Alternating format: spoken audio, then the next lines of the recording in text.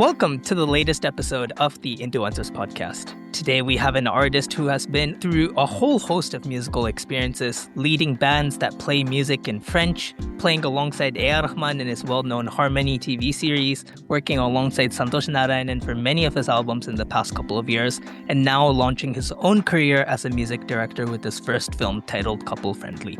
He has been dubbed India's Jacob Collier due to his incredible grasp of vocal arrangement and harmonies, but he is going beyond that label by charting out a unique path and sound of his own. I'm so excited to welcome onto the podcast the musical genius that is Aditya Ravindran. Welcome onto the podcast. Hi. Super excited to talk to you. I've never done an interview to begin with, and then to hear someone introduce me, I feel like I'm having a lot of this. What is this called? Like that when you feel like it's a scam, the imposter syndrome. That's what I'm getting. It's not a scam. Come on. Everyone always says they're overwhelmed when they hear these introductions because you don't Yeah. think about everything you've achieved when you're working, right? Because you Oh yeah. go day to Definitely day. not. Yeah. So then when you So hear it all in one go, it's like, wait, I very did odd. all that? It sounds very odd. Yeah. And you slipped in the French album also. You've done your research then. I've never We'll, shared anything about it. we'll talk about it. Your random posting on Facebook helped me out there. Oh yeah. I forgot to deactivate that. It's just there. I don't know. Thank God you didn't deactivate it because I was struggling to find information. And that was the one source which was helping me out. Damn it. I did well enough. Anyways, you've hit on a lot. So let's uncover, your musical journey as we go along. And what I like Yeah. to do is start from the very beginning and to sort of walk the steps that you've walked to get to where you are today and to see how your journey has been. So let's go to the very beginning. When we talk about your first memory with regards to music, what's the first thing that pops to mind for you? Very first memory. I think my brother was learning like a keyboard. He was going for keyboard classes. So we had this Casio MA120 keyboard at home. And I started playing like a melody of a song that my grandmother taught me like a lot of devotional songs and stuff like that. And she would record me on the tape recorder actually. She would use these cassettes and record us, me and my brother. I think I was still very young, so I was just like trying to play the song that my grandmother taught maybe on the keyboard. And I think my father and mother, they both heard it and thought they should get me a keyboard. And I got even a smaller keyboard because I'm the younger brother. So I think I got a Casio S810. I still remember that keyboard. So it'll have all these buttons for like the drum kit on the top. Yeah. So I think that's my first memory of like playing anything or being involved some way, like starting to play something on the keyboard. So it started on the keyboard only for me. And my brother sings really well. So actually, he would attend like vocal classes. He had like classical training. But I don't think I was too keen on learning, but I would just sit next to him and then leave whenever, come back whenever. And so I think I was passively learning it a little bit as well. So that's probably my earliest memory from what I can think of. So in terms of the early music that you were listening to, you mentioned the devotional songs that your grandmother would teach you. You mentioned the classical Yeah. lessons that your brother took. But what was the type of music that was playing around the house? Oh yeah, I think like when you have a sibling, you end up listening to whatever they listen to. So all the artists that he would listen to, they were my favorite bands or like favorite artists.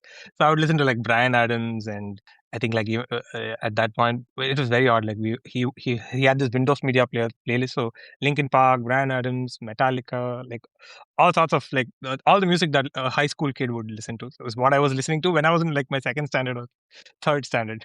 So that was my earliest musical listening. So it was a lot of English music. But on the side, my father was collecting a lot of these cassettes. He would buy whatever the latest Rahman album, especially was.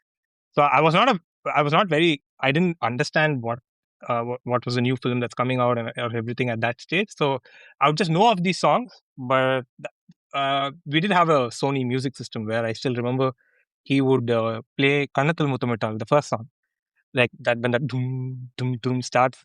Like that's his litmus test whether a speaker is good or not. Like he would play that and he'd take a call. This is a really good speaker and this is not. So I still remember that. So I was exposed to film music, but I was not gravitating towards it at all. It was mostly towards like stuff that my brother was listening to, all the playlists and things he created on the computer. So that's probably my earliest musical influences probably. And you mentioned the keyboard earlier on. Now we know you as this keyboard whiz kid, who can play all these super fancy jazz solos. You Oh pepper. no, I can't actually. That's also there's a scam there. It's all in one key. I try. I It's don't okay. really It have all that. counts. It all counts. Just click the transpose button and you can do it in all Yeah, different keys. demolish the transpose button. No, I'm just curious to know, like, how did that you mentioned your brother was learning keyboard as well, if I remember correctly, Yeah. but how did that keyboard journey progress throughout your childhood? I never still went for classes. I think I was a proper ADHD kid, so I couldn't sit in a class and learn. And I remember very early on, there was this keyboard class in my school where I joined, and on day one, the keyboard sir said he will write the letters on the keys with a marker, and I didn't want that on my keyboard, so I quit. I remember that. So I never went for any classes at that stage. So how I learned was it was very like an Indian idea. Like I was mostly playing the melodies, it's a because we are taught melodies and it's a very melodic idea. But then once you start like accompanying for somebody else, I think that in like school cultures and all of these things, you join these bands and stuff. So I had already been exploring like harmony and stuff, but I didn't know how to like call something what it is. I just knew the sound of it. So, but then brushing shoulders with all these musicians in school itself, there were a lot of very like I I had a band who were pretty actually now thinking about it, they were all like amazing by year itself. They were playing so well and they knew what was what. Like, this is called like this chord and when you play these two together, this kind and they were exploring voicings and all. So I kind of started naming them by understanding what they were calling it. So that's but I think late school only I started like really understanding what I was playing. Until then I was just playing like without really knowing what it's called or what it is really. So band school culturals and all these helped. So I think I sustained that for quite a bit. Even through my college, I was still in my school band only, and we would like I was in a different college, but I would get this fake ID so I can be part of their band and go and attend the culturals. So that that really helped. I think that was a time where I was really like I think I was really open to learning at that time also because I think I was when you collaborate, you suddenly just feel like you want to pick everyone's brain and understand. And all of these, they were like amazing singers, amazing keyboardists, and I was not particularly great at anything. So I would just do whatever that song requires. So I would play a little bit of guitars or a little bit of keys additions, like stuff like that. But I would there's already a guitarist in the band. There's already a keyboardist in the band. We had two keyboardists in the band. I was a third, so you can you can kind of understand how unnecessary I was first. But then I think it was nice because I would then arrange everything as well, and it was a little different. So my role was more like understand the chord progressions and like try and arrange and give parts to everyone, stuff like that. So that's my earliest understanding of harmony, maybe at that time. So That's yeah, super interesting. How were you going about arranging? Because you said you didn't have the theoretical knowledge at that point to yeah, to no, I name didn't. things, right? So Yeah, how were you going about the process of arranging for your band? I think like I was going by the sound of it. So if it sounded like it was it. The kind of approach on it. I never had like an and and looking back, I did get plenty of things wrong. So it's not that I was right every time. I think it was an attempt to get everything what I was hearing, but they were all like pretty proficient technically as well. So it helped when they would play something and I was just like, that's what I'm hearing. That's what. So it's more like the match the following. That's what I was doing. But by the time I started going to college, I started understanding like the voicings and like Mm. where like you could almost kind of understand what excited the composer in that little part passage. So that you will understand that it's the bass line that's descending, and that's why it's kind of like it's so you start understanding nuances of bass and harmony together. And I think like arranging helped me to also like probably just play because I was never playing like whatever we call really complex chord progressions all of these. So that helped that they were all technically really good, and I was just matching the sound to what they Mm-hmm. were playing a little bit. So I remember my first college culturals. We won Sarang, like this IIT. There's one Yeah, yeah, yeah. this, and we played Aase Urpulul. Oh Like my gosh. yeah, and that was a song that I really loved, and I think I heard that when I wasn't when for the first time I heard it, I didn't understand what was happening. I thought like it was Mm-hmm. my first time getting exposed to such complex. No, I won't call it complex. Very well arranged Yeah. ideas and very new sounding ideas. I didn't understand what's happening, and it was all about like decoding it and trying to like give parts to the guitarist. That's very similar to that. And I don't think we still played it the same way, but it was similar. And I think the judge gave us the prize because we got the chords right. I think that's the. That's hard enough. Yeah. Yeah. Oh man, that's super cool. And that actually connects with the story I heard about you, because you've said previously that you would often listen to songs when you were starting out your programming journey as well. You would often hear songs and try to imitate what you were hearing. Yeah, yeah, definitely. Mm. And the I feel like I never got into programming on a DAW until I was in college. Yeah. Like I see a lot of people in school, they program so well now. I think I was very late to that. I got a called Chronos when I was in college, and I still didn't program anything on the computer. I would use the DAW system on the Chronos. I even did like a couple of short films just programming everything on the screen actually. Oh And I would man. I would export it into an SD card, give it to somebody, and they will put it into DAW. It was such a lame way to do it. So inefficient it was. But I think my friend Nitin gave me a cracked version of Cubase 5. That's what I then started getting comfortable on Cubase. Till today, I work on Cubase only. So, but like, uh, once I started producing, that's when I could, I think until then, I was not even having the instrument or not, I was not even having like the equipment to even mimic like programming and producing something. I was mostly I was more in the musical side of things. I was trying to like just play and like learn a bit. But once I understood how to program and how to produce, I remember I tried to program Ponypo from 3. I made like a little instrumental version or something like that. It was so bad. If I think, I think back. And then, yeah, I think that's the point where I would hear, I would hear something, and I would just like try and understand the texture, what creates that texture, what's like I wouldn't understand like sometimes how a song sounds so wet. I didn't know like reverbs and understanding these kind of things. So even there I was mostly like teaching myself by just doing and making really bad things and then slightly bad, mediocre, decent. It's just, yeah, that was the approach even with programming as well, or like producing. And eventually, I think towards the end of your time in college, and you were studying BCom initially, right? Yeah, Not doing music initially, but towards the end of your course, you started scoring for ad films and short films and things like yeah, that. yeah. How did that begin for you? How did the interest towards film scoring come into I, the picture for you?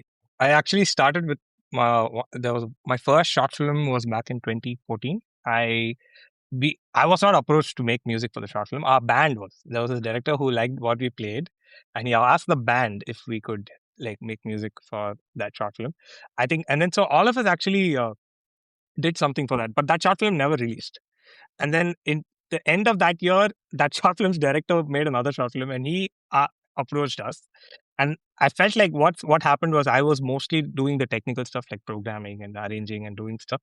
So it made sense that he approached me directly. So I think Mm. for the next short film, he just asked me if I could like score for the short film. And I even then that was the first thing I did on Cubase. I was still like just getting out of doing everything on the keyboard. So that short film was in 2015. It came out and it actually did really well on YouTube. It went for like millions of views or Is something. this haiku ni? Yeah, Yeah. it's Haikoni. Yeah, exactly. In 2015, Yeah.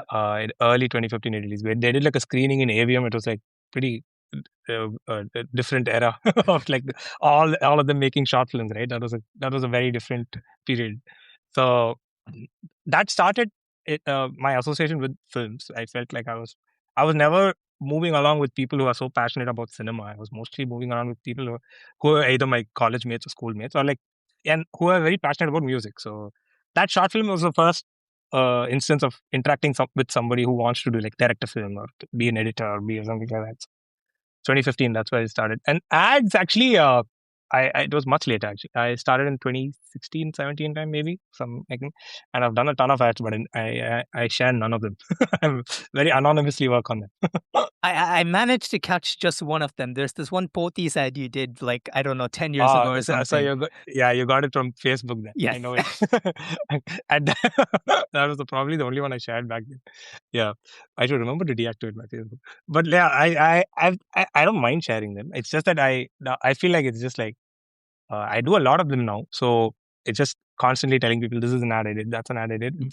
Feels a little like repetitive. So I'm doing it on the background. And it's a great avenue for musicians because musicians generally, like, we don't have a lot of financial avenues which pay well, and you also get like an opportunity to try like the turnover period is so quick. They'll give you something and you'll like, give it the same day. So it's very good practice actually to try and make something cool in a day.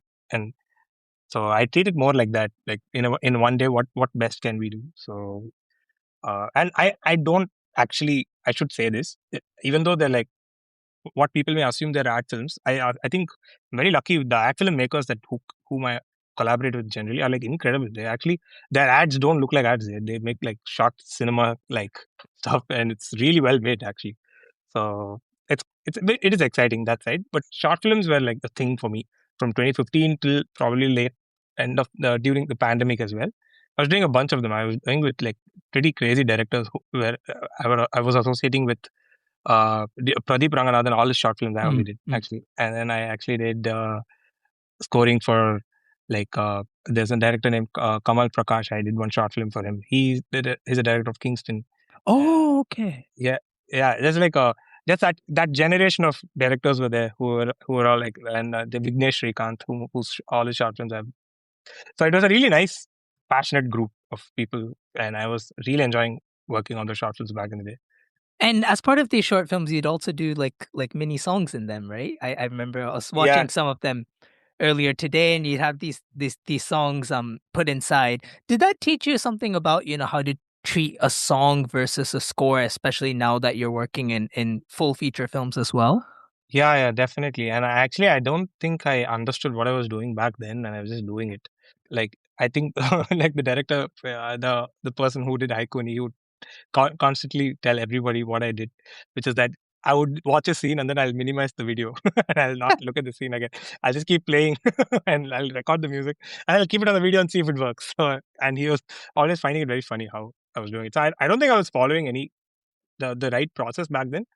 But still, by making those mistakes, I feel like I did learn a few things here and there. Like I just understood just like the thing with short films is it's so free spirited. It usually there's never a producer who's like asking for something, and there's no.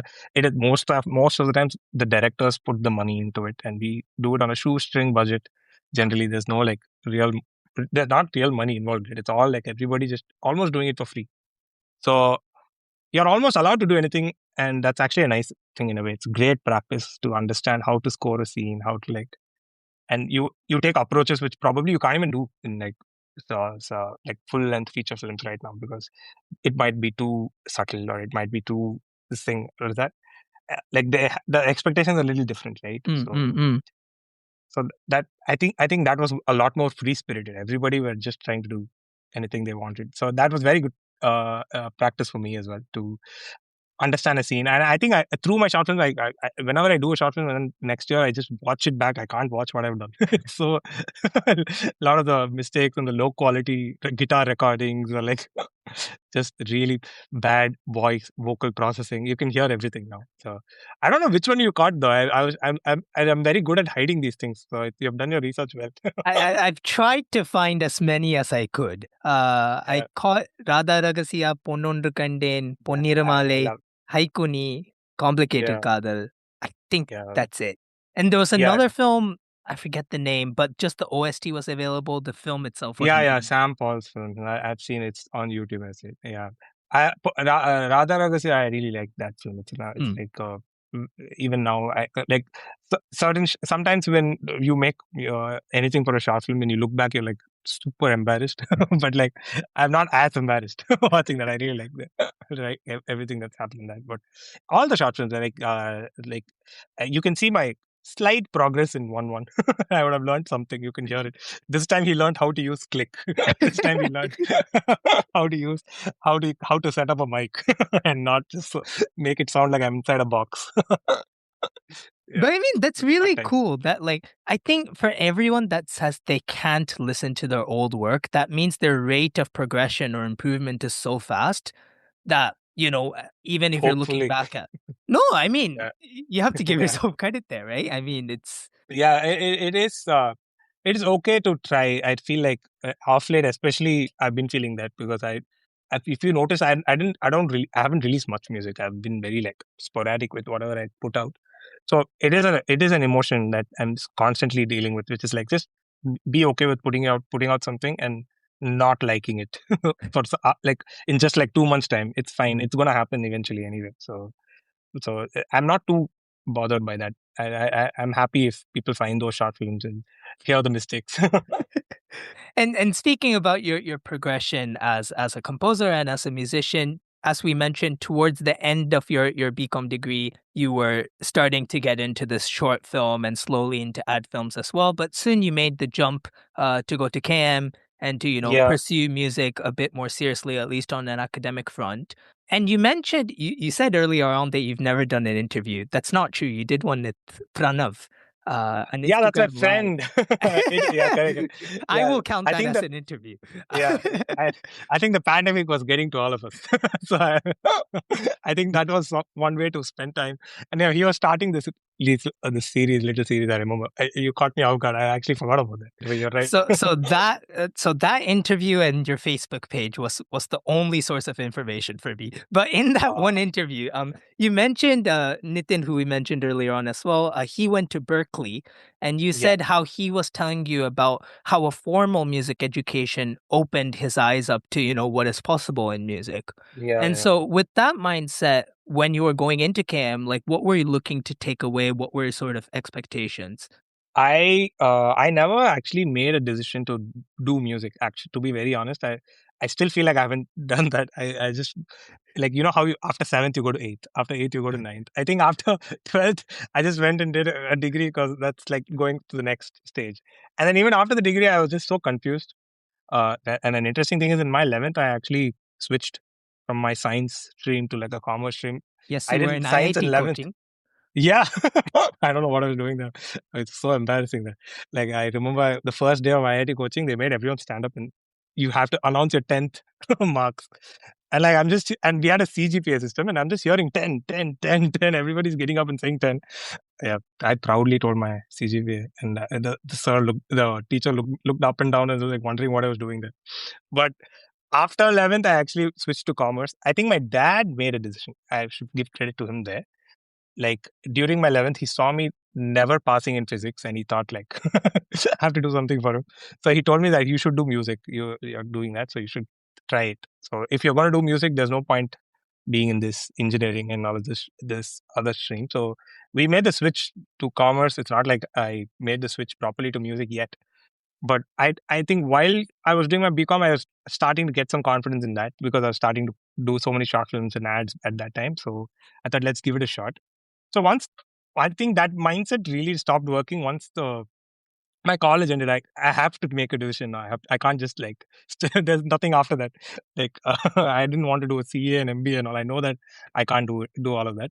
So I think when college ended, I was just figuring out what to do. And a lot of my friends who are in the like Nitin was a great inspiration there because he just did what he did. He finished school and then I think went and did like a creative arts kind of a degree as well. And then after that, he went on ahead and studied like sound engineering formally and everything. So it suddenly felt like, you know what, just make the jump and try something out. So I think I joined there on a whim, but I actually am glad I went there because ended up making a lot of friends whom I still work with till today, actually.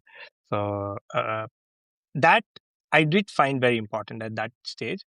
I think like in India, it's a very odd arrangement if you do a formal musical education because nobody is asking for it.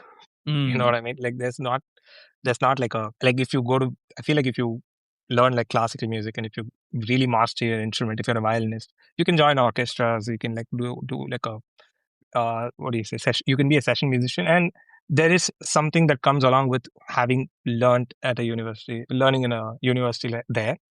Here, I feel like there's not really like a end game here. You just learn it, and then you kind of still have to figure out everything on your own. To be very honest, it's more of a comfort space that you reach there because you can tell yourself that you're doing something at that point, but you're still like actually like you're just putting a pause on everything and just trying to learn honestly.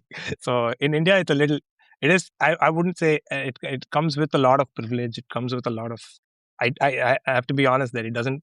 it's not very accessible at all here, and it's not a very easy thing to for everybody to get that sort of a music education unless you get like a scholarship or you skip a year or something like that. Even like for me, it was like I just made the cut of being for it to be affordable because they offered like a year to skip or something. And there was an arrangement like that for me. But the content that I ended up learning there, I'm really happy that like did it because I wouldn't have been exposed to such things on my own. I don't think I would have even found that on the internet. So many of the kinds of artists, and so there was a lot of variety in our course, I remember. And I also felt like the analytical side of things were pretty. They were like it was a lot more academic than probably a lot a lot more than what people thought when they joined. I think like here the mindset would be like if you join that sort of an institution, you'll just be called for playback singing and you'll be called for this and that. But I think it was a lot more academic. Like learn music history and uh, which I feel gives a good context to things that you're doing. So still, it is a very useful thing to do. Just comes with a lot of privilege and lack of access. That is still a thing for us. Yeah, It's interesting you talk about the analytical or the more academic approach to music that you had during your time at KM, because you were talking earlier on about how a lot of your musical journey was just based on experimentation and exploration and just sort of doing things and learning by doing. yeah, And then yeah, you sort of approach music through a totally different lens by doing it a bit more analytically, a bit more academically at KM.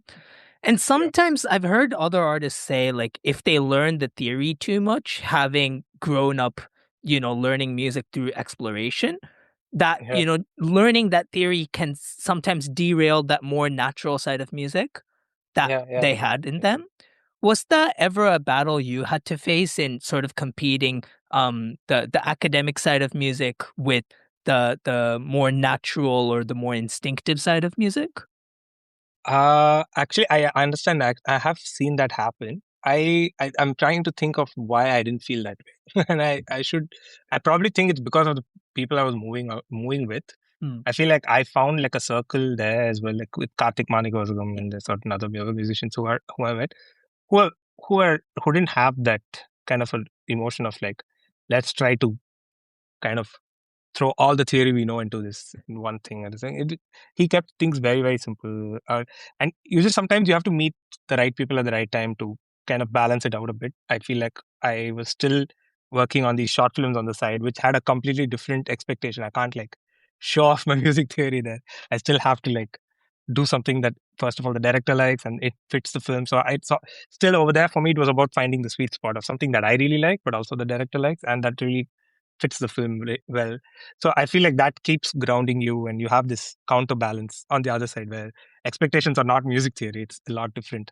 And even like after finishing, I think immediately after finishing game, I was starting to interact with people like Santhosh Narayanan and stuff, and they break a lot of that air about like just knowing about music is not that.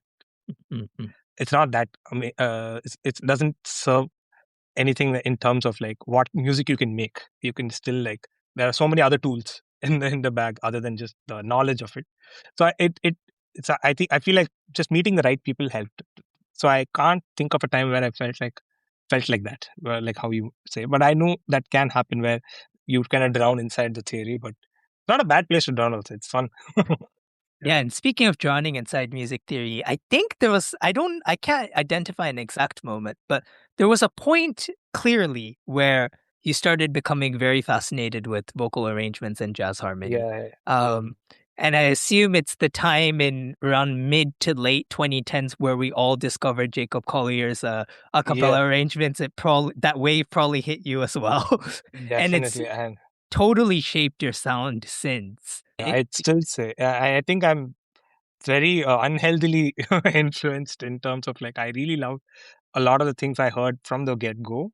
I think my friend actually showed the Flintstones arrangement, first thing that I heard of his of Jacob's, and he just showed saying like this guy is so good, and I was just like, oh okay, I can just play.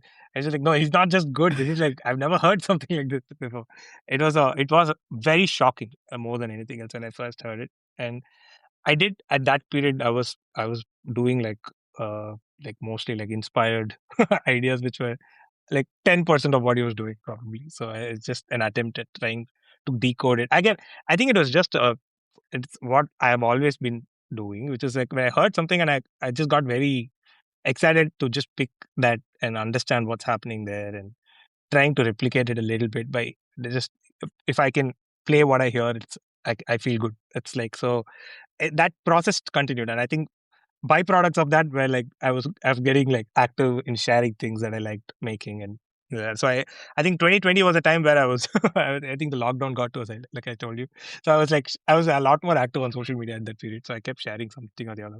But you're right, at that time I was like I felt like it opened a whole new chapter in how I can approach harmony, how I can understand like what can go with what. This sort of you always end up going through a phase where you feel like you're playing the same things again and again, or you're feeling like almost all your ideas have like a similar overarching palette, and then once this thing opens up, it's just like it feels infinite again. So it's such an exciting period, and I'm waiting for that next wave. Right now, even I feel like I'm just doing the same things that I'm constantly playing.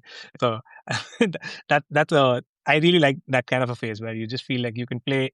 You can there's a lot more that you don't know, so you can try newer shapes, and it just leads you to a newer sound somehow. So even not just chord progressions, even like what he was doing texturally, what he was doing like the kind of instrumentation that he was trying to like do outside of vocal arrangements as well, like understanding rhythm in a very different way. It was very flexible. His sense of rhythm very elastic, right? Like so it was so wobbly and so not in the grid at all. So basically it was like a reverse. I stopped using click after like for like a Ah, few arrangements because click puts you again in that grid, or like I would like not even care about quantizing anything. It was like a relearning of understand like certain things that you generally would do while programming. So it was an exciting period that Nirangata has elements of that, doesn't it? With yeah, the definitely. chippiness in the rhythm. Yeah. I think I kept pushing the beat where it falls so much to the right. It was almost falling on the next beat. I was just like, okay, that's too much. let's let's at least end on the Do we make downbeat. the swing percentage 97% or 93%? I think I'm not even. I'm just switched off. You know, in DAWs you have this where it'll move with the grid, right? Yeah, So yeah, yeah, it's the snap yeah. basically. I switched off the snap. I was just starting to move things very irresponsibly everywhere, and then hopefully things match up. Nerengata is a very. I think Nerengata was an happy accident as well. That's the song that gave me the opportunity to do this movie actually, because Oh, okay. I I had actually done the when okay, we'll get into a big detour of how this whole journey started. If you are feeling like I'll go on a tangent again, this 2020. In 2020, Nerengata didn't happen. In 2020, Jacob Collier happened, and I was trying a lot of non-grid, non quantized ideas, and that was probably like a time where I felt like I was exploring a lot more with music. Yeah, don't worry. We'll definitely get to the couple friendly album. I have a lot to ask about that. But talking a bit more about your time in KM, you mentioned this sort of harmonic and rhythmic exploration you had, but I think there was also a melodic exploration you had with your interaction with the seaboard. Um, Yeah, and yeah. I saw you in the corner. I couldn't even tell if it was you, but like I could see shades of what looked like Aditya in the final episode of the Harmony series, where Yeah, like that was me. 100. Okay, that was you. Yeah, you're like proper on the research, huh? Even I didn't spot me in that video. No, I mean that series was such a huge deal for Yeah, for all the Rahman fans, because it was yeah, of course we all love Rahman's music, but the type of sounds that we are hearing in that series was something yeah. totally new. So I'm curious to learn a bit more about your journey with the Seaboard. I think you're also part of like a Seaboard ensemble Ensemble. in Yeah. Cam. Yeah. Tell me a bit more about your journey with the instrument, the I, ensemble, and the recording with Rahman sir as well. yeah, that I think in KM by the end of it, we had this ensemble and we had like these six keyboards, and they had it going before I was part of it as well. It was like an existing ensemble that I just joined. It was while being there, the nice thing is they have these different ensembles and you can like kind of just join them like, and each ensemble would have a different like kind of idea behind it, and there'll be like vocal groups. There were like uh, uh alternative experimental music groups, and this was like this Seaboard thing had just released. It was quite recent at that time, and it was all the rave back then. So they made an ensemble with, and everyone would play one particular part, and we would kind of recreate movie themes and stuff like that. I remember, and I joined this ensemble not so formally. I was just part of it during my studies there. But then what led to that is suddenly the Seaboard Ensemble was featuring on that episode. So we got to be there, play the instrument. So I wasn't as, I wouldn't say I was like crucially doing something there. I was just playing what was given to me. But the instrument itself was like a revelation back then to like just see that like the keyboard can be redefined again and and I think, but all of us were sounding the same. We would find the same wee patch and keep gliding up and down. So I think a lot more could have been done than what I did with the keyboard. I was sounding, it was pretty monotonous what I was playing with it. But I feel like I should revisit that. I feel like I could have done a lot more with it. It's a, I think there's that other keyboard, right? It's pressure sensitive, but it's a keyboard. I forgot the name of it. I'll look it up and let you know one day. It's the same layout as a keyboard, but it's like just like Seaboard. It has that pressure sensitivity, and it has that. But Seaboard has that vertical slidey thing happening there. But yeah, that it was an interesting instrument, and I did 10% of what can be done on that instrument. I should probably like not take credit for much there. Speaking of interesting experiments, let's go to France. I know you went to France as well, but suddenly Yeah. it made no sense as I was trying to make sense of your musical timeline. Suddenly, What? It didn't make sense to me. Actually, that was again, it was more of an academic endeavor that led okay. to some sort of a tour, actually, like a concert tour, because these musicians from France had come and they wanted to collaborate with students from the university, actually. And they made an album with all of that. It was not just me, or like me and Karthik did go there, but there were like probably like some 20, 25 people involved in this album. So so it was their music. Each song was like it belonged to one of the students whose idea collaborated with like the producers and the singers from France and stuff. And I see. I think, like I told you, I'm not particularly great with one instrument, but I can play somewhat the guitar. I can play the keys, so I think I was a little useful. So that's why they wanted me to be part of the tour. So, but that was an incredible experience outside of the music as well. Like I that was one of my earlier trips, first trips outside of the country, and I think like being in France, we didn't do like a very touristy places there. We were like mostly in these villages, and we were part of this music festival that happens in one particular village. I think it's called Ligne in France. So we were part of that festival. So that was an incredible experience, and I met some really nice musicians. There's this tabla player named Elias, whom I met there, who's incredible. His whole thing was tabla and beatboxing meeting, and he would do like tabla boxing, he calls it. And yeah, it was like incredible to meet these kind of new musicians who are not in your circle, and so exciting. But honestly, it was also a very enjoyable trip. On top of that, because who gets a month in France? You were there for a month? Yeah, almost a month, and we were going all around France and like traveling and playing. So it was that was a very surreal experience on its own. But the album as such, it was more of an academic endeavor with all the students involved there. Actually, yeah. Right. And moving away from the academic side of things, you mentioned that lockdown got to us all.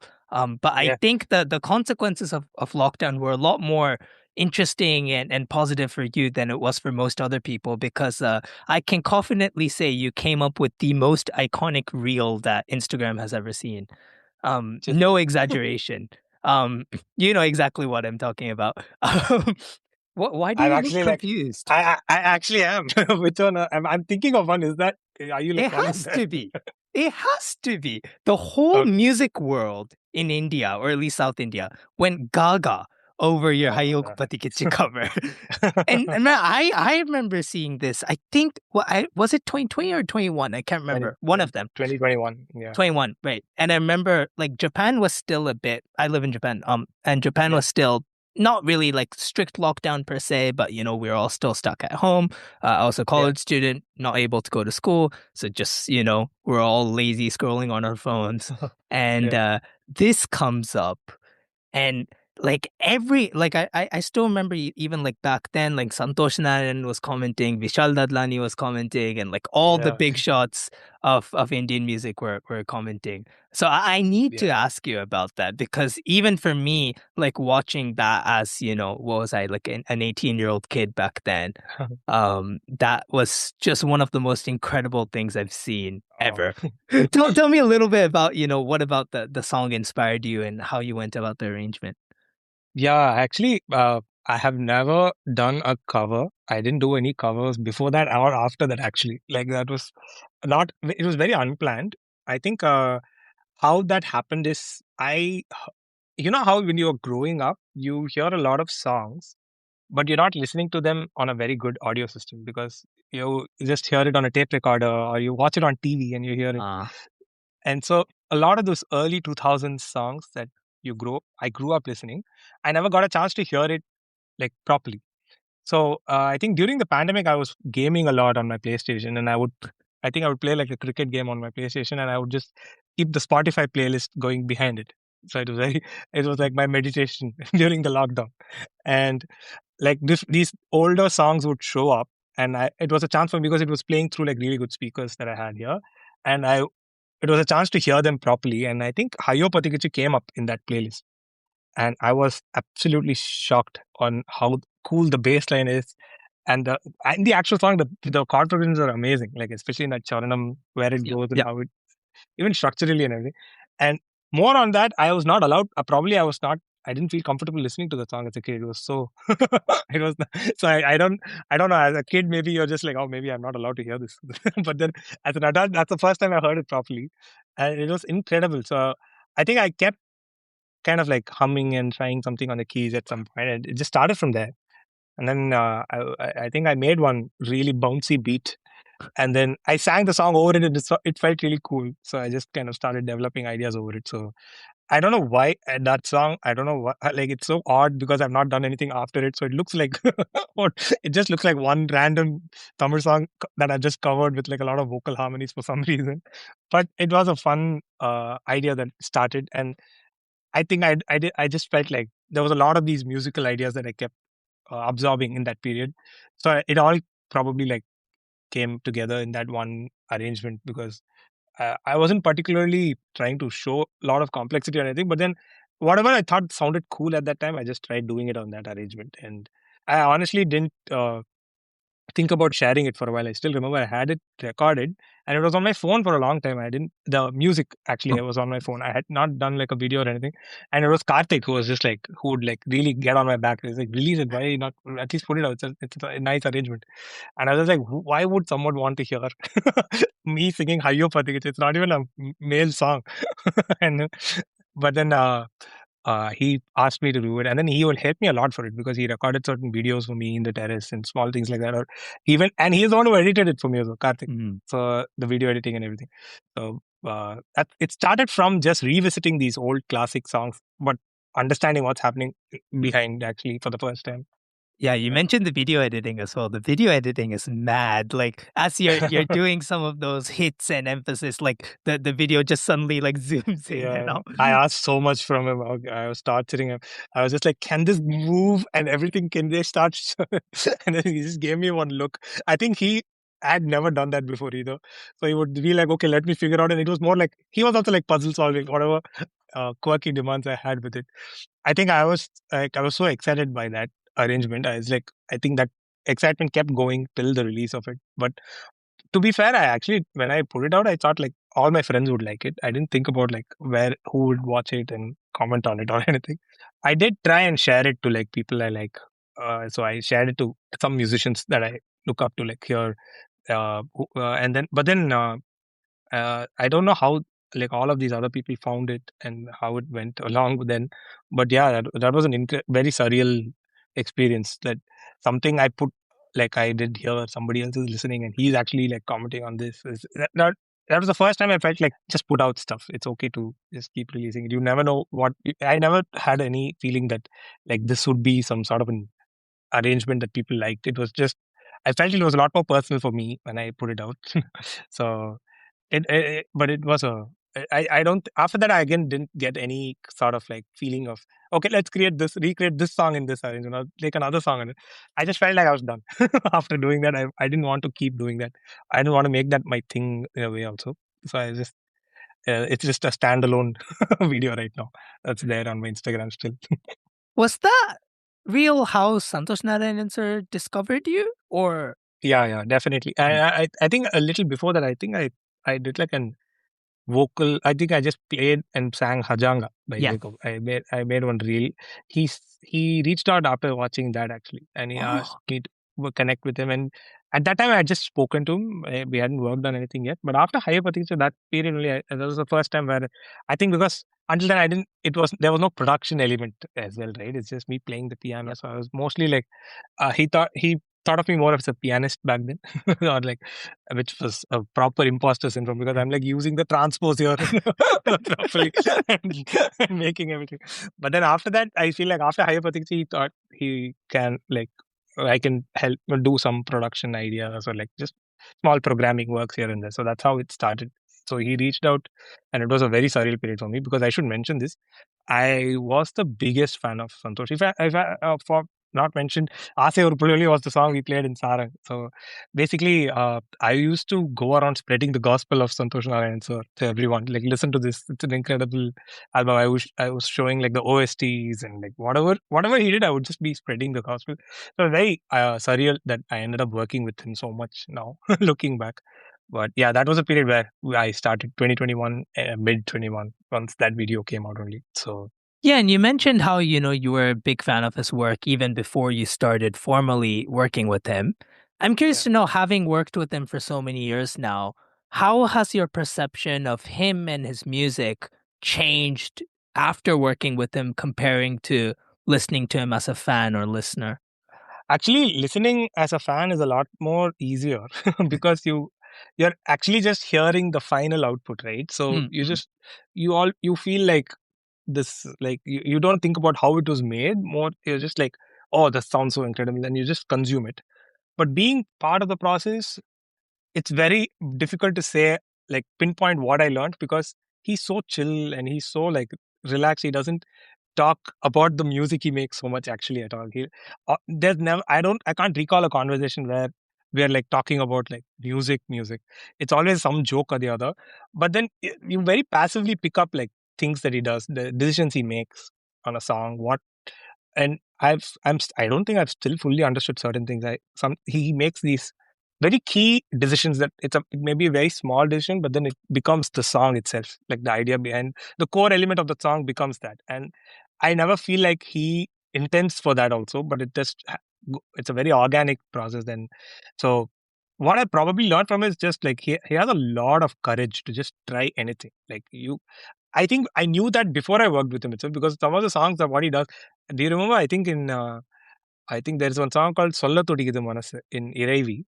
It just sounds like a light music band song in a wedding. How that would sound, like a typical light music instrumentation, or like there was this other song where I think in Iraivi only actually there's another song where he just releases a voice memo as part of the album. It's just a like it's a scratch voice memo, and I asked him what was the reason behind it, and he told me they tried actually arranging it, but they liked the voice memo a lot better, so they released that. So I feel like certain very quirky and courageous decisions that he makes, no, that I feel like I'm trying to pick up. I don't know if I'm picking it up. It's an attempt, but I feel like that's the thing that I can visually tell that this is what I can take from. Otherwise, if you talk to him, you're not gonna like immediately just understand something, because he doesn't talk about music. He just talks about everything else other than that. So our conversations are mostly like 99% jokes and like 1% bad jokes. There's never music in it. Uh, but yeah, uh, I think that the courage to just try anything, and then he also is very like I feel like he's very entrepreneurial as well. Like, and he knows what he wants to do, and he just has like a long term vision for a lot of the things. So when he starts a song itself, it's so nice to see how he thinks of like he would just record like live a live percussion band in in open air. Doesn't matter if the wind is hitting the mic, and he just record like them performing it for like half an hour, and no changes to it. It'll just be there, and that a song will be on top of that. And a lot of the songs are made like that. Actually, Surayatam from Mahan is made like that. And in Dasara, like the first song, Doom Dam Doom, Yeah, yeah, that yeah. song is made like that. And there's no click. And then he managed to like understand how to use like the uh, and he would try and tempo map it. But actually, even without the tempo mapping, he's done like songs on top of it. And I feel like again, that's another thing where I don't see it often in the film space where somebody's like so like the variety is so big. So you learn the most things you learn from him are from basically just sometimes it's on one particular day he'll do one thing and they'll be like, oh, that like became the song itself. But you'll just be like, okay, so it doesn't matter if you sit on a song for a long time. Like that one day something just happens, that song becomes like the core element of the song just shows up suddenly. So from working with him, I feel like some of the songs I feel like it will release and I feel like, but have we finished it? Is the song over? I don't know if it's over. And then because you're not the consumer anymore, you're part of the making process also. You sometimes don't know when it's over. So that also I'm learning from him. Like it's okay, that's done. The song is done. It's sounding great, and like he'll be done with it. He won't like sit and try and make it like complex everywhere or try and add too many layers and stuff like that. One verbal thing he told me I can remember though. This I've kept it. I think he told me that his mentor told him this, and I just kept it in my mind somewhere, which is that he would tell me that it's better to work on a song horizontally than vertically, and it's such a nice tip actually because like you get so caught up trying to make like one section of a song sound so good. Like he told me, like just like take the song to the next stage, go to the like lock the structure of the music, go just see where the song goes, and then later on you can like you're eventually anyway going to work on it vertically and add layers and understand what goes with it, but decide what your song is first, like instead of just or else it's such a broad stroke, right? You're just anything it always feels like this can go anywhere, and actually sometimes it's not great, especially if there's deadlines. So yeah, there's a bunch of this clutter of stuff that I've learned from him. I'm just trying to express all of them to you. I mean, you've worked on so many projects with him. Do you have like a particular song or a particular working experience that stands out for you? For me, like because of it was such a surreal feeling, Man was the first. Enjoy Enjoy Me actually was the first song I worked for him. Oh, okay. Yeah, and I was not supposed to do anything on it. I think I met him in the night. He showed me the song, and then he asked me to play something on the keyboard, and I played one small thing. To be very fair, I actually didn't change too much that was already there. It was just like small voicings. He just liked one, and I kind of did something on it. The but that I retained a lot in my head because it felt like I was watching magic unfold in front of me for the first time. That song when I heard it for the first time, I was just like amazed by it. So and to have like a very small contribution to it, I kept it close to my heart, that song as well, and Mahan as well. This is the first album I worked on properly, and I sung a song in it also called Song. Yeah, I'm sorry. I just like and I had arranged that along with him. That's a fun song, yeah. Yeah, see again, no lyrics. It's just a humming for the entire song. So additions like that are like very quirky, and I find that extremely courageous to do something like that. So I hold these two in my head because that was like a period where I was just like, oh my god, I'm working with them. That's incredible. So that's there.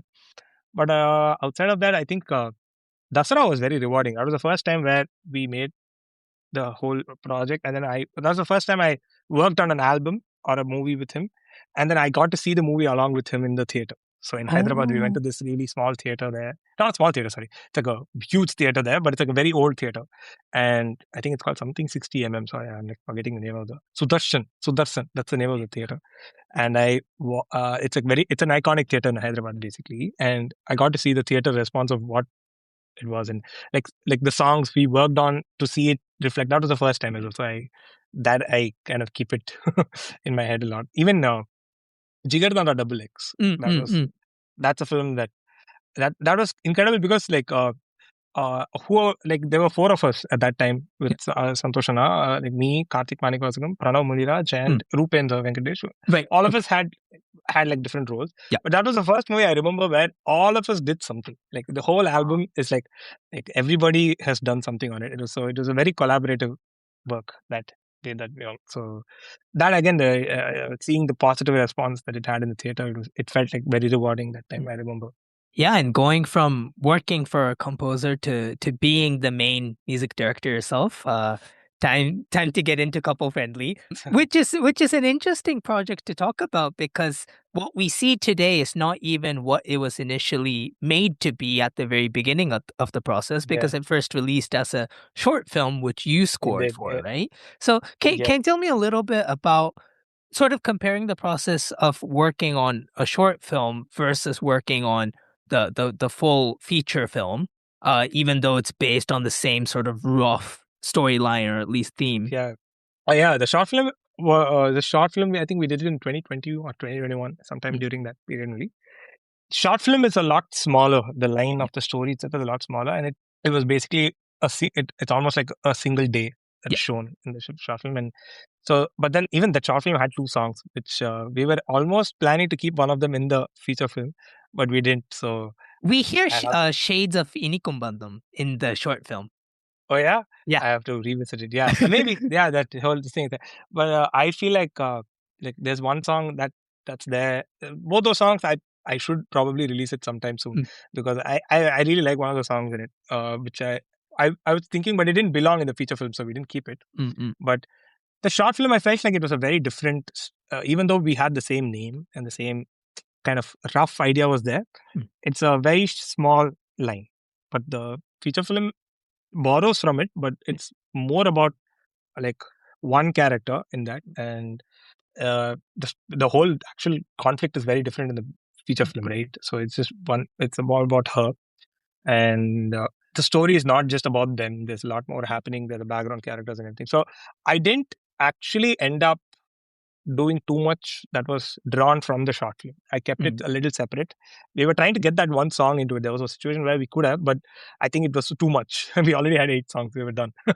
And then, so the short film felt like just like an idea that like kind of became bigger for the film. So I think the Ashwin, the director, Yeah. he had a very clear idea of what he wanted to do with the feature film. So I think the short film and the feature film are kind of almost they're not so interlinked is what Mm. I felt. So I never ended up revisiting it while working on this. I viewed it like a new New film again, project. and Mm, yeah. So uh, but yeah, that happened. That and it's very very lucky actually to be able to do the film with the same team that did the short film, because actually the editor, who's yeah. Ganesh, the director Ashwin, the DOP was Dinesh, photographer, for Yeah. the camera, and music. I did it for the short film, and it's a debut. He's a debut director, right? So it's very rare for like a production to back an entire team like that to go into a feature film. Like all of them, especially for me and director, both of us are debuting with this film. So I think like the director really like made it happen. He was like trying to convince everybody left, right, and center that I can do it, and I was like I was also ready to make the songs even before anything starts and show them what if something can fit. That's when I actually I made a Nerungata Mm, actually, mm. but before Nerungata I made like another song actually, and the director came home. I had two ideas. This Okay. other song was there, and Nerungata was like a very.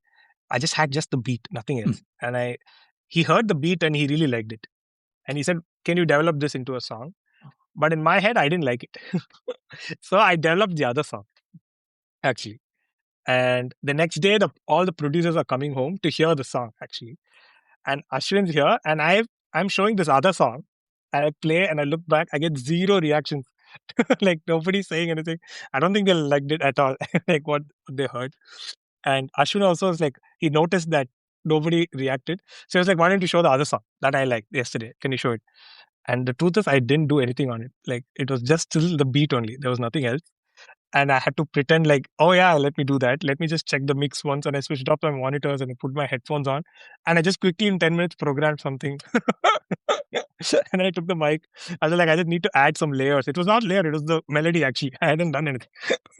I just made the song in about 10 minutes. And I was, so the way I did it, always in my head, I was just like, I did it too quickly. I can't be good. But they actually loved that song a lot, and that's what they gave them the confidence that I can do this film, actually. So it is funny how things panned out. But that song was just a beat when like 10 minutes before that. That is an incredible story. Wow. Yeah, and I was confident that like this is gonna be a very awkward scenario where I showed them a song, they didn't like it. Now I'm just gonna show them a beat that can't work. So I just quickly made a tune. But I'm thankful that they liked it because they showed a lot of confidence in me because it's my first movie, and on top of that, like there's no catalog of work to go with, right? So they liked the short film. That's that was a positive. But on top of that, I feel like it was a very lucky to. I was just very lucky to be part of a very creative circle. You know, all of them: the director, editor, the actor, Santhosh Narayanan, and the producer Ajay sir. All of them were like, I think nobody wanted to just make a film and create a hit. It was obviously there is that, but then there was a lot of love towards the movie itself. That the vehicle was the movie being good. So nobody put any pressure that, like, you know how you can have like certain formulaic ideas that they would want for the song to go trending and stuff. I never felt that from the producer or the actor or the director. They were just like, as long as it connects with me, I'm happy. And so I think that's why I was able to try so many ideas out for couple friendly, and there are more rejected songs than what's there in the album. I've made probably like some 15 songs, so it's as a scratch, and we would like try something with it, and then we would be open to trying something else as well. So a very creative team generally. So it helped to. But as you went the since you asked what we did from the short film, comparing it to it, we didn't really draw too much from the short film. We kept the approach like, this is a new film. Let's just treat it the way the film is shot. So that's how it went. And it's interesting you talk about, being, more for the film and more for the sort of creative expression side of the film and not sort of leaning into the commercial side of it. And I find the musical palette of the album really interesting because it seems to really tap into who you are as an artist. Like, some of those like jazz influenced voicings and sort of sounds coming out, a lot of like acoustic, some orchestral sounds in there as well. So given that, the sound of the album seems to be, very close to your musical core, like how much control did you have over the musical direction of the film, and how much of it came from the director? Yeah, I would say that I don't think too many people would have the freedom I had with that, with like what I can make, because I think Ashwin was very good at never pinpointing what he wanted. He was always a lot more like, I'm okay with you making anything as long as it connects with me. So actually, initially it'll be a little daunting. I was like, okay, so what do I make? What is the idea behind it? There was, I think, like the song that Santhosh and I sang, Gabara Gabara. Yeah.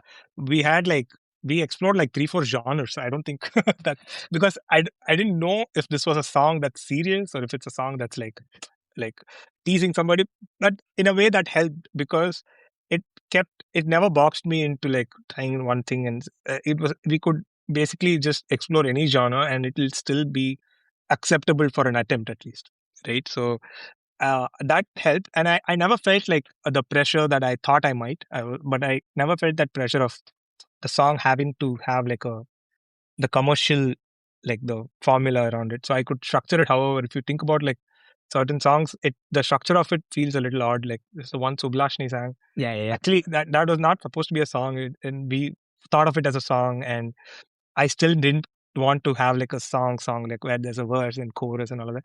So it's just mostly an instrumental, but then there's just a random paragraph in between, and then it's again an instrumental. So things like this, I just wanted to share that like these kind of things can happen only if everybody's on board to just try anything. So I felt like this team had that energy where it's okay to try, and if it doesn't sound good, there's no this feel. I never that's why I was saying so many scratches that I made that didn't make the cut. I never felt down that I tried and it didn't like work, because the energy was never like, why are we making this kind of sound? It's just like, okay, this let's try this, the other idea. Then this is sounding okay, but we can try something else. So it was always a very positive way of going about it, and that comes from the director and the producer for me, and both of them had that energy to like let me just try what I wanted.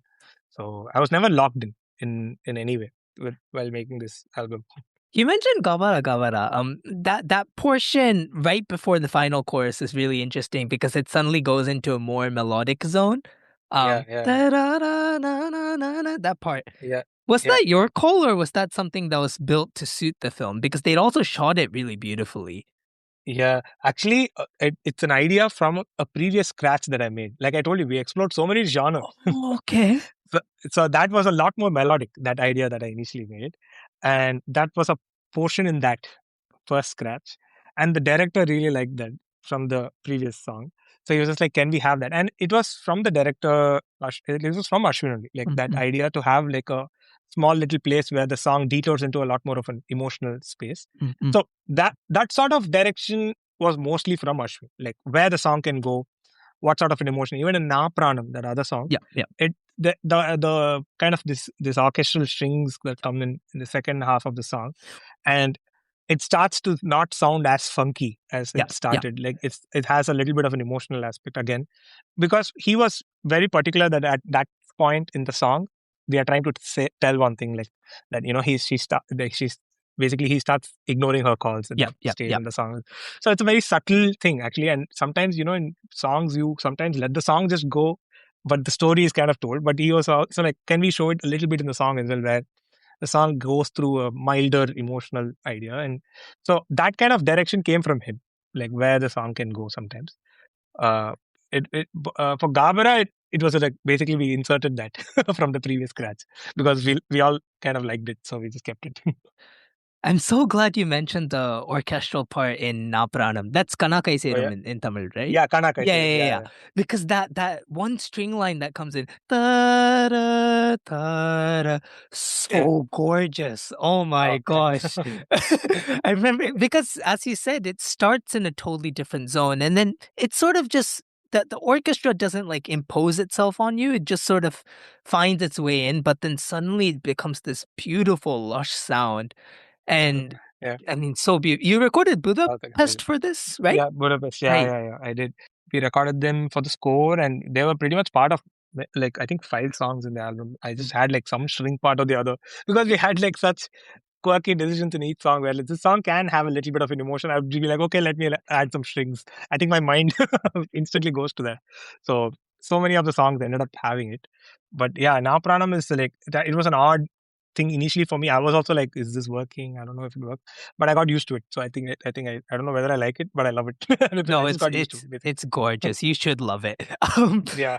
and then another string arrangement I love from the album is the first song Honestame Oh, Orturale, because it starts off again. It starts off in a different zone, but the orchestra sort of finds its way in and takes over. yeah, Right? yeah, It starts off very mellow, and there's this yeah, one part da, da, da, na, na, na, na, da, na, na, na, na. And then after yeah, that, da, da, and then you really sort of attack yeah, that note with the strings and just yeah, this flurry of all these string lines. And oh my yeah, gosh, I remember yeah. listening to that for the first time. I was just like, what is this? Like, I've never heard anything like this before.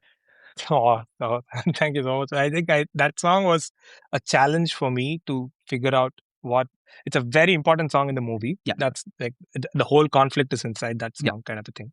And for me, in the movie, the entire challenge for me was to not to kind of find the sweet spot between not being too melodramatic, because actually the movie is shot in a very grounded way. It's actually like they don't milk the emotion too much. It's just a story that's being told, and it keeps unfolding and unfolding, and it kind of ends as the story is unfolded.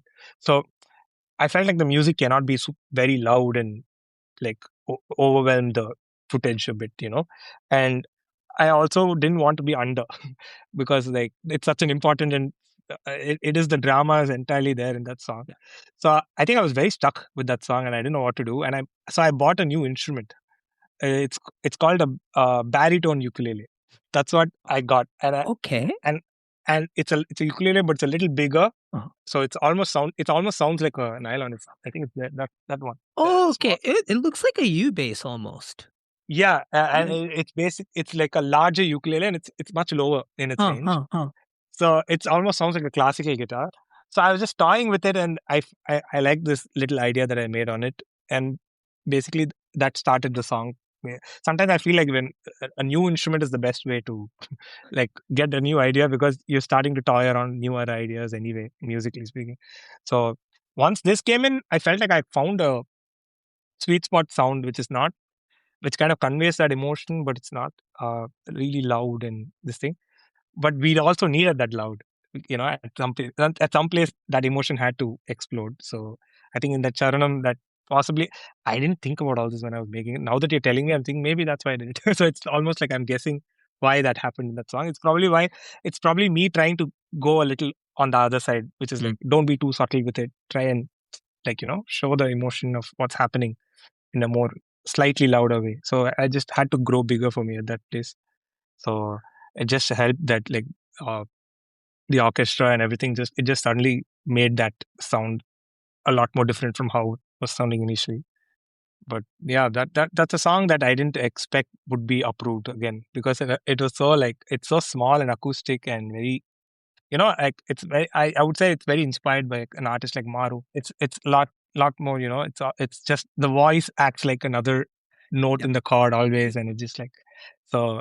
Uh, but and like I told you, these all of them were just so open to ideas. I feel like I was able to just try so many things with it.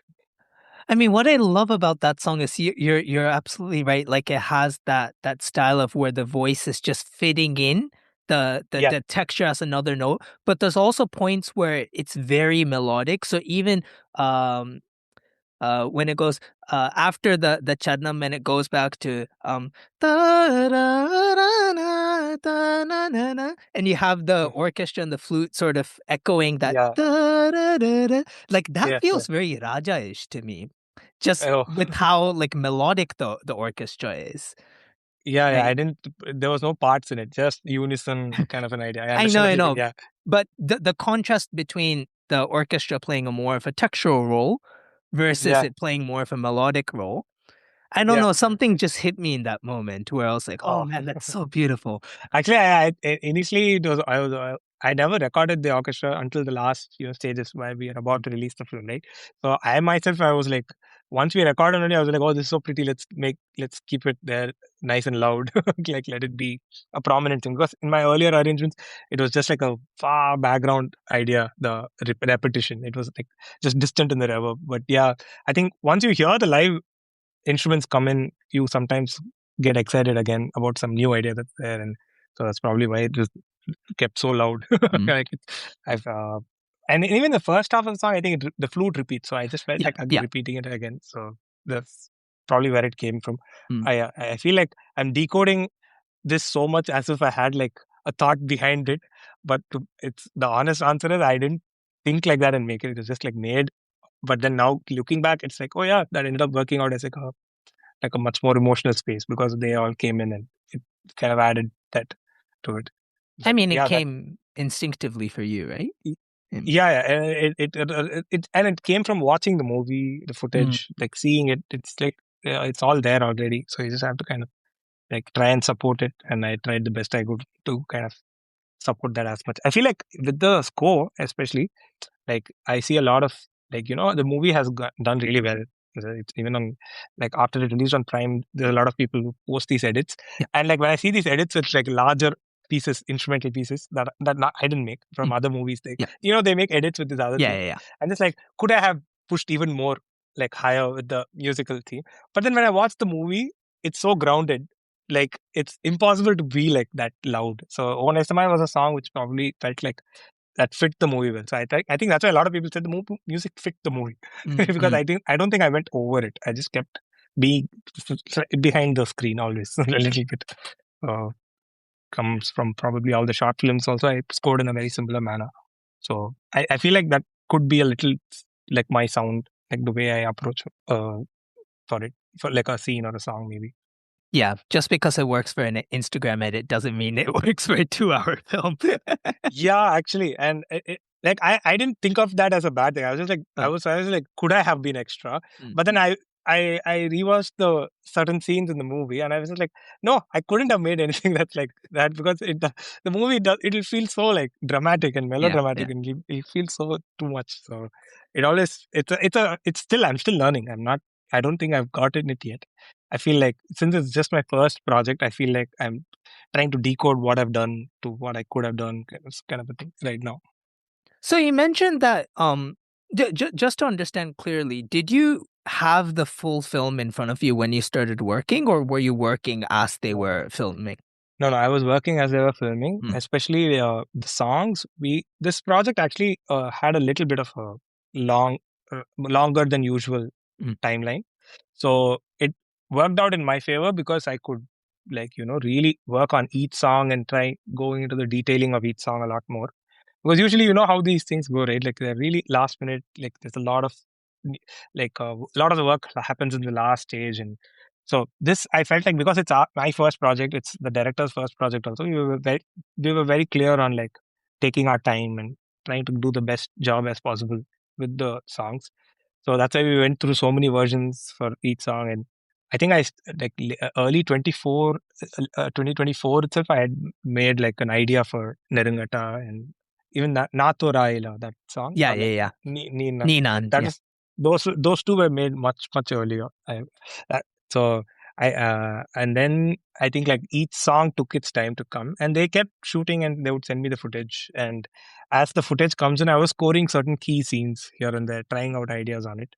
But yeah, we went through a lot of permutation combinations with songs and the score both. There was one thing that interested me, and this is just coming up to my mind now. And forgive me if my memory's fooling me here, but I think I was watching the movie and I noticed when Ulavum Degam came, which is Varale Panche in Parallel in Panchit, yeah, in Telugu, it comes in that scene where the female character is like meeting the prospective yeah. husband, and then you have the male character in a different setting. Yeah. And towards one, my favorite part of that song is the ending of the song where you The have the outro. drums come in. It's just so gorgeous, and I'm a drummer myself, so I just love Oh, that part. And like the middle where it like goes into more of a 4/4 groove just for like 2 bars, that yeah, feels so good. But then the drums were missing, wasn't it? yeah. It's not in the movie. So in the movie, right? It didn't. So basically, as a song, I felt like the song. It was again an odd thing about that song is there's no percussion in the whole song. Mm-hmm. Uh, and up until that right the end, it's just like pulses and synths You and have kind this of like sort of click-like sound, almost like a yeah. metronome. Yeah. Yeah, it's there in Gabra also. There's someone heard Gabra and said, "I think you forgot to switch off the click," because there is actually a track that just goes toop toop toop toop toop, and I didn't think of it like that, but then I was just like, "Oh yeah, it sounds like a click."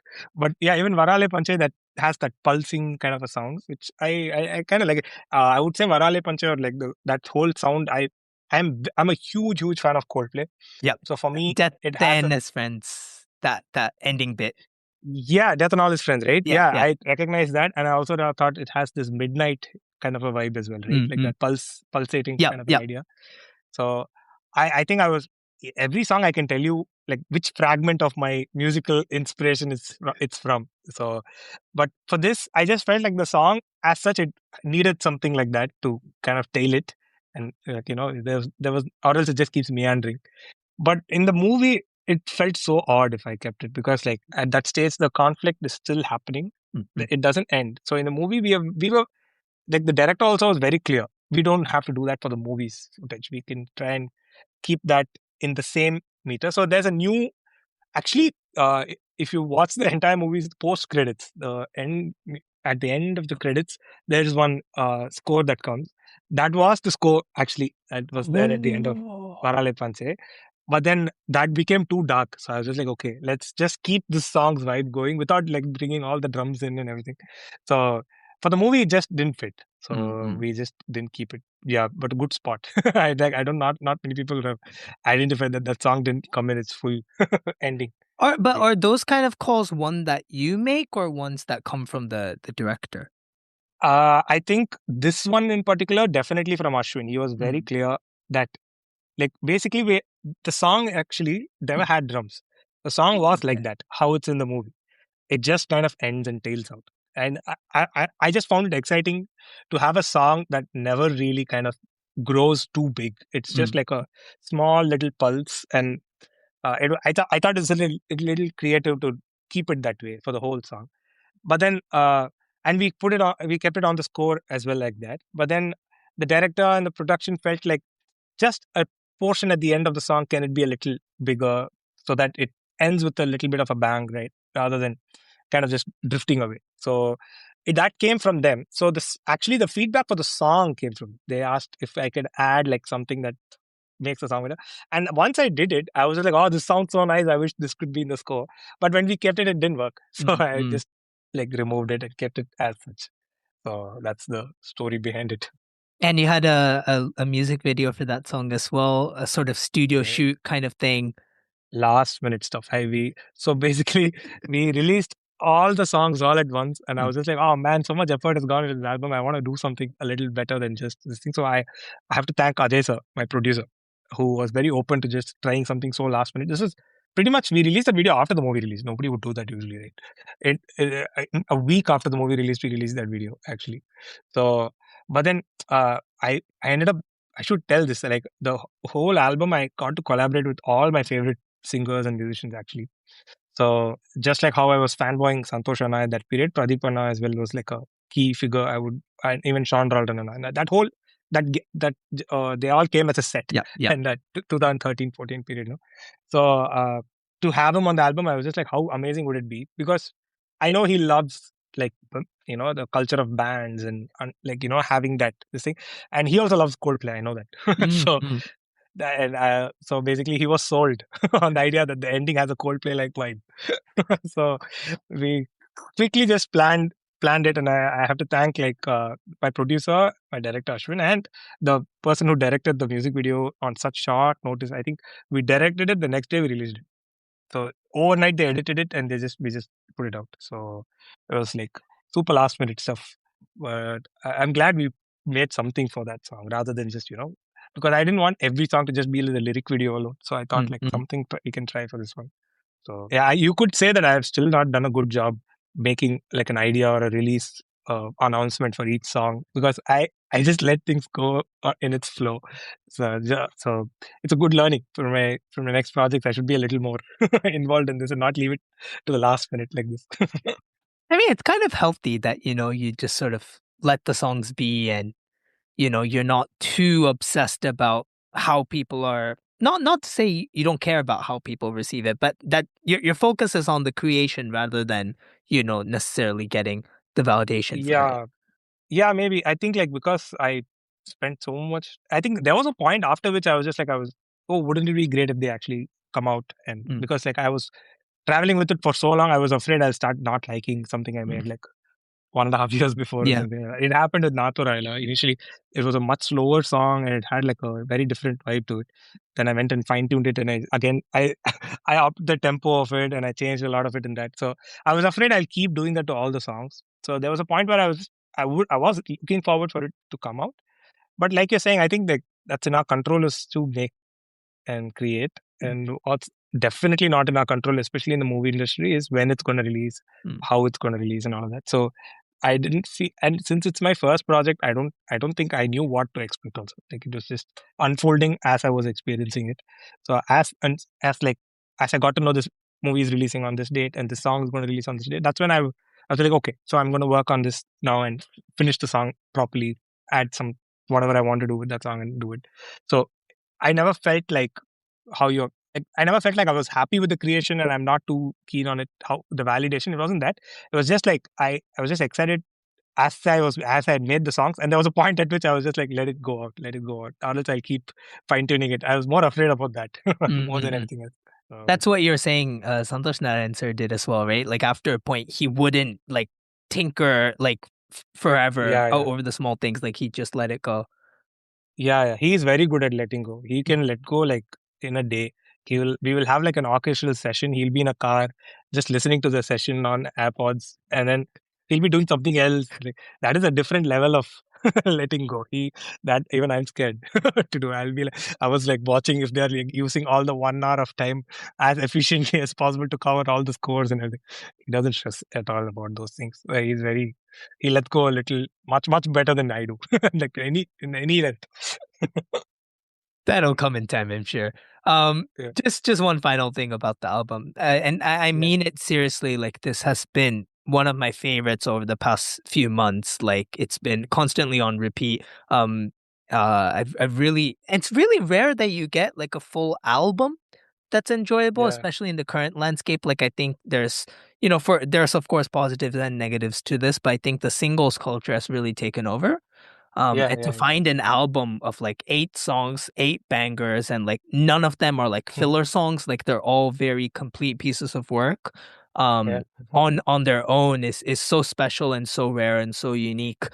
Today, and my favorite keeps changing. Today I've been Yeah. humming Ordurle the whole day. Oh, Do you have a favorite from the album, or does it change from day to day for you as well? I think I have not heard anything after it released much because I heard I was hearing it because we were having a mixing issue, like as in like it released Yeah, with a yeah, yeah. problem. I remember. Yeah, yeah, yeah. So I was mostly panic hearing. I was just like, has it been fixed now? Has it been fixed? So, FYI, it's not been fixed on Apple Music still. We have to figure it out. But it's fixed on Spotify and all the other streaming platforms. Something got messed up on the upload front. But so I was mostly listening to kind of like track if the right version was gone in. Uh, I don't particularly have a favorite, but then I would say like some Varale Panche, this thing, just because I love Coldplay so much, and I feel like I was drawn. And then even Na Pranam has a little bit of.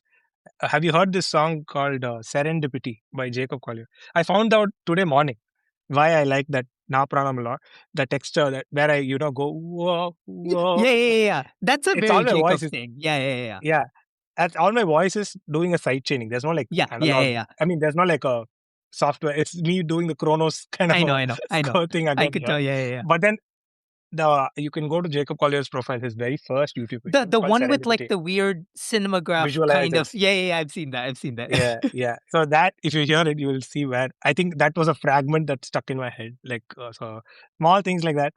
So I'm not particularly like listening to the songs and having a favorite, but then I'm kind of like trying to understand like where it came from. So it's a small things. I was like just to be aware, so it's not too similar. It's okay. Yeah, As soon as you started the that song Na Pranam with "Ooh," like that's yeah, all you needed. yeah. That screamed Jacob. Un- And Full unnecessary harmony. there's this what was it called? The instrument that Jacob uses with his harmonizer? Is it called? Yeah, yeah, yeah, yeah. He Yeah, does. he does He that has that side chain vocal a with cappella his. thing. Yeah, yeah, yeah. So that Yeah, yeah. arrangement reminded me of that even while I was listening to it actually. Oh, okay. Yeah, yeah. I didn't. That's all me singing in one take only. I Yeah, didn't yeah, have yeah. the harmonizer I know, thing I know. going, but I think I was just mimicking it for sure. Like I know that now. I know that. Then I was just feeling not. I was not thinking too much, but now I'm like kind of how do you say? Trying to understand why I liked it. I heard it actually, and then I didn't realize. Oh, this is the same texture I've used for the song. It kind of just came out that. Like even the Varale Panse, the ending, that's a very like Johnny Buckland guitar in Coldplay, Mm, where mm, it mm, has mm, that. mm. Yeah. He has that repeating pedal note kind of an idea. So that even Santhosh inspired stuff. Like I feel like the Sublashni song is very Santoshana's sound. So I, I I think it's nice to know like where it's coming from. Then you also start listening to other music just because you want to Mm. like get more fragments like this in the head, even if it's like a very small idea. Yeah, and there's also, I don't even know how to describe it, but Santhosh Narayanan often has this sort of high-pitched male vocals that often comes up. It's this sort of like Yeah, chipmunk effect. I don't know what to yeah, call it, yeah, but you have yeah, that in Varale Panche the as well. score. Yeah. Yeah. Actually, that was supposed to be temporary. We wanted to record something for it, and I felt like this sounded better, so I just kept it as it is. Because I think we tried recording like I don't know what we tried there. I wanted to record a violin, and then we never did. We never ended up recording anything. So it was a matter of convenience more than anything else. But I mean, hey, if Yeah, the end result sounds nice, then who yeah. cares? I think I got used to it, so I just kept it. So yeah, obviously this is only your first full film, and I'm sure we have much more coming down the line. Can you tell us a bit about what's in store for you in the future? What are you working on, and what are you looking forward to? Yeah. I think I just now I'm like in that phase of what next, because I traveled with couple friendly for quite a significant period.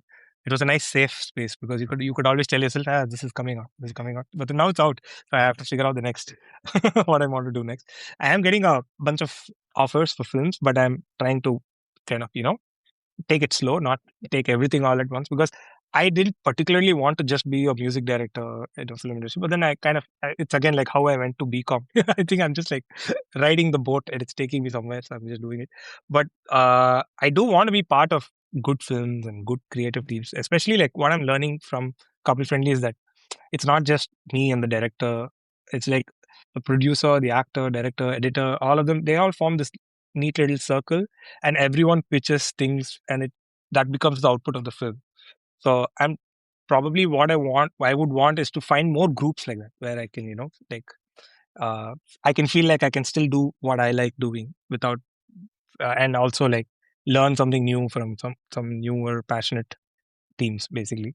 So I am like working on a few more films. It's in Telugu there's one, and then I'm doing one in Tamil as well, but like nothing so solid to say it out. So maybe like once they announce it, I can probably say I'm doing this. So on top of that, now I'm trying to like see like, there's a bunch of songs that I have which I have not released. So I'm trying to see if I can release them independently and start putting them out. So I've gotten the flow of releasing now because of Couple Friendly's helped with that. So I should probably release more that's in the coming down the line. So also I'm really looking forward to just chilling on it. So I've been doing that also a bit. You've also been sort of part of these very interesting collaborations. You're doing some of the arrangements in Dee's latest song in that H&M Yeah, series. yeah, Obviously, we can put a headline of Aditya Ravindran collaborated with Ed Sheeran. yeah. The Yeah, whole that'd be world a can go scam. gaga. No, I did like not so much in it. I feel I we all collaboratively did like Mm, work on it. Like I would say Santhosh Anna actually did a lot of the production work. I was kind of like ideating like things with him, so it was a nice little group project. Our these album was also made like that. We all like sit and jam. He would have like a solid idea already, and then he would pick ideas that I also throw at it, and it's so I think like that kind of work I really love doing because that I felt like that in when I was for the first time I'm working on my own film. It's a little like unknown territory for me because I don't have like a filter. Like every idea will go till the director and the producer, right? Whatever I make. But like with working with Santosh Sharma, it's a very easy filter because like if I give him 8 ideas, he might like 3 out of it and keep that in the song. And small things like that, it's a lot more safer that space to experiment. So with these production works that I do, I really enjoy doing them because it's like no rules. You can try anything, and it's always going to be okay if that doesn't make the song. mm, mm, Doesn't make it into the song, but it's just like a fun little collaboration. So that I'll forever be doing. Never mm. stop collaborating with my favorite artists, whoever they are. So and try and give something that maybe sounds like me, but also that they like it. It'll be great. If they don't like it, they can delete the tracks. It's fine. Yeah. Yeah, and you've spoken about your favorite collaborators and your favorite musicians, and we've mentioned a lot of the musicians that inspire you, and that leads me to my final question, and this is the question I use for every ending of every Oh, okay. podcast that I do, and it's a very simple question, and that is, what's on your playlist? Oh, what's on my playlist right now? I have Spotify open. Let me see. I actually have been revisiting some of the music that I heard during my college days because I used to I when I studied my BCom, this university is pretty far away from I live in Vadapalani, and that's in Tambaram. So I used to take a train, and from that station, I used to walk home for 45 minutes. Actually, I don't know why I would walk back then, but I just walked. So for 45 minutes, I would like do solid listening of like a lot of artists. So I'm revisiting some of the artists I used to listen to back then. I created this Coldplay underrated playlist that I've not heard in a long time. Some of the songs that I really liked back then, because I would listen to the entire albums back then. And other than that, I'm now, let's see, I'm discovering there's this artist that I found. There's this artist named Tennyson, so I'm listening to his work a lot. Tennyson, and I used to listen to him in 2018. He makes like really like weird percussion sounds. Like it feels like sounds from like a junkyard, and he just kind of puts them all together. It's like literally like a trash can hitting, or like that kind of a sound. But then it sounds so good. He's an incredible artist, so I'm listening to him quite a bit. I'm also listening to like Pradeep, some of the independents of Pradeep and Sean Dalton, the Sean Dalton and Friends stuff that I used to hear. Yeah, that I'm revisiting that now all of a sudden. And since I got a chance to collaborate with that Give On remix song for that debate, I'm discovering the Give On as well.